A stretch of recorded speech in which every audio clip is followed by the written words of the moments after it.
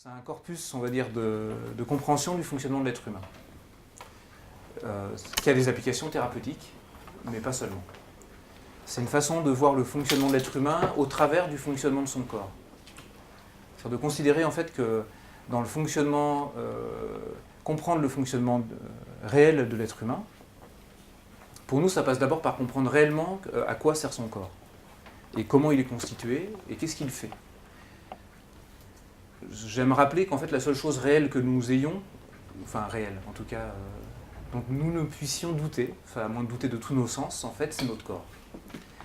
Et qu'en fait, dans notre culture, on le dénigre énormément. C'est-à-dire qu'en fait, notre corps est considéré comme une chose, comme un truc qu'il faut au mieux bien nourrir, bien s'en occuper, etc. Et pourtant, c'est la seule chose qu'on est sûr d'avoir pendant toute notre vie. C'est même ce qui définit le fait d'être vivant, quoi. C'est qu'on a un corps. Ce qui, en fait, si on se penche vraiment sur cette question, ce qui a été le cas de mon parcours, en fait, de me demander, oui, on a un corps, il est là tout le temps de notre vivant. D'après pas mal d'expériences, il semblerait que nous existions au-delà de la vie. Du coup, même que pour certains, l'expérience hors du corps ou hors de la vie soit beaucoup plus ouverte, que les gens qui vivent des NDE semblent éprouver des moments de libération complète, donc on peut se demander à quoi ça sert d'être en vie. Mais se demander à quoi ça sert d'être en vie, ça revient à se demander à quoi ça sert d'avoir un corps, quoi.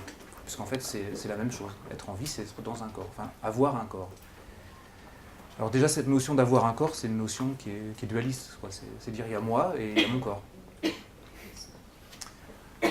Et plus moi je me suis posé cette question, d'abord en tant que chercheur scientifique sur le fonctionnement du cerveau, puis après en tant que thérapeute manuel d'ostéopathie énergétique, plus j'arrivais pas à voir où était la limite réellement entre ce je qui pourrait dire je suis quelqu'un et moi, mon corps, voilà mon corps, quoi. Donc la thérapie des 9 souffles, c'est vraiment la naissance d'une façon de voir le fonctionnement de l'être humain basée sur cette question.